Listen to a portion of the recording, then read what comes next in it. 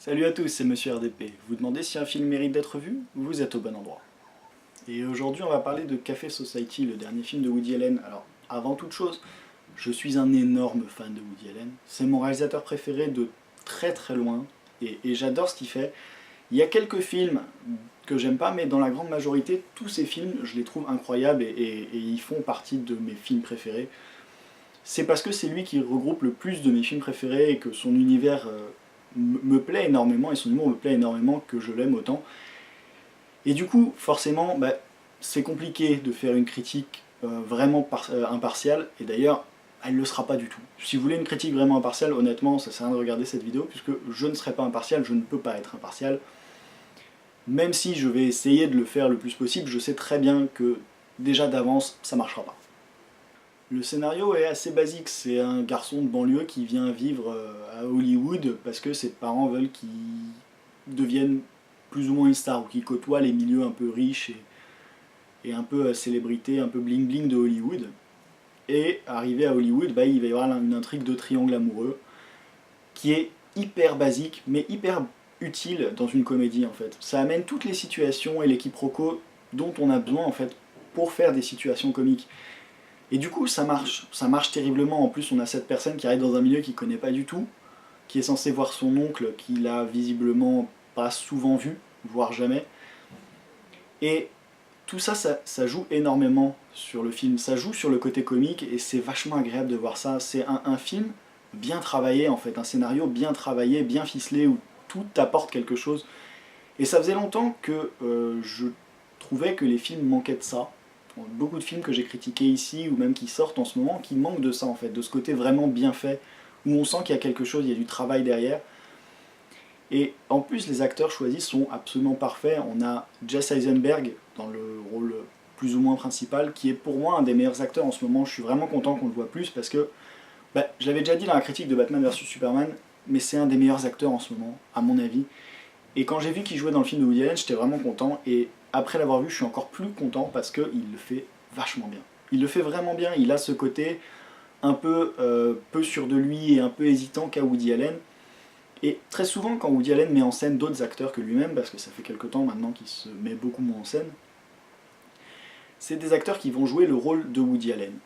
Et malgré tout, ça marche. Il avait Owen Wilson dans Minuit à Paris qui est formidable. J'étais pas un grand fan d'Owen Wilson, et honnêtement, depuis Minuit à Paris, je le trouve dingue parce que il joue bien en fait. Il joue bien ce côté Woody Allen, ce côté un peu rêveur, un peu beaucoup rêveur, qui aide au film. Et là, Jesse Eisenberg, il joue une autre partie de Woody Allen. Il joue la partie un peu hésitante, la partie pas sûre de lui, la partie qui veut faire plus mais qui sait pas comment faire, et ça marche vachement bien en fait. Ça marche vachement bien, il le fait super bien, il a un rôle super différent que Batman vs Superman, mais il le fait tout aussi bien et c'est vraiment agréable à voir. On a aussi Steve Carell qui joue dans ce triangle amoureux, et c'est bien lui aussi de le voir plus parce que tout le monde le connaît pour The Office, et malheureusement on reste très accroché à cette image de The Office. Et déjà quand il avait joué dans The Big Short, on s'était dit ça risque d'être compliqué. C'est pour nous, c'est le personnage de The Office, c'est ce directeur de bureau. Le voir dans autre chose, c'est quand même un peu compliqué. Et mine de rien, on se rappelle qu'en fait, avant d'être ce personnage, c'est un bon comédien, c'est un très bon comédien, et il est très très bon dans ce film aussi.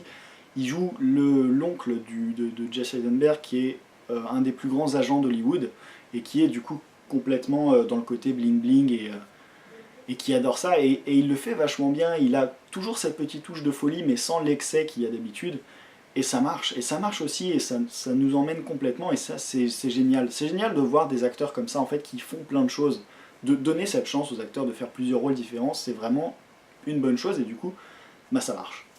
Et le dernier personnage de ce triangle amoureux, c'est Kristen Stewart, et moi c'est ce que je trouve dommage, c'est que c'est pas une actrice que je trouve très douée en fait. Je sais qu'il y a beaucoup de gens qui l'aiment beaucoup, mis à part les fans de Twilight, parce que clairement Twilight, je vais pas critiquer, mais c'est de la merde. Et moi, c'est une actrice que je trouve pas très bonne en fait. Je suis pas fan de son jeu. Je la trouve assez pareil en fait à chaque fois. Je trouve qu'il n'y a rien de nouveau, que ce soit dans Twilight ou dans Café Society. bah, elle joue pareil au final, elle a ce côté dans les yeux qui veut dire je comprends rien à ce qui se passe et je comprends rien à ma vie et je trouve ça un peu agaçant.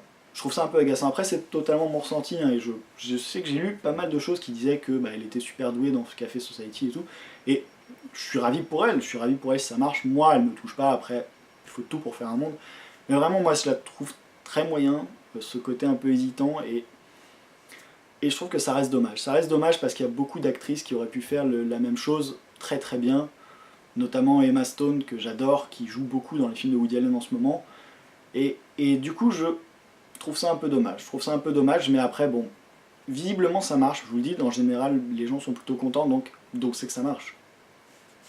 Et dans ce film, on retrouve parfaitement l'univers de Woody Allen, en fait. Ce film, cet univers des années 30 qu'il aime et qui présente bien, et même si le côté triangle amoureux est pas très novateur, et on pourrait se dire, ouais, bah, super, on l'a déjà vu, bah, quand c'est bien fait, quand c'est des bons acteurs qui le font, et qui font ça bien, et qui sont bien encadrés, ça donne un bon film. Et là, sincèrement, Café Society, c'est un très bon film, un très bon Woody Allen, avec tout ce qu'on aime chez Woody Allen, et tout ce que visiblement il aime faire, et qu'il fait parfaitement.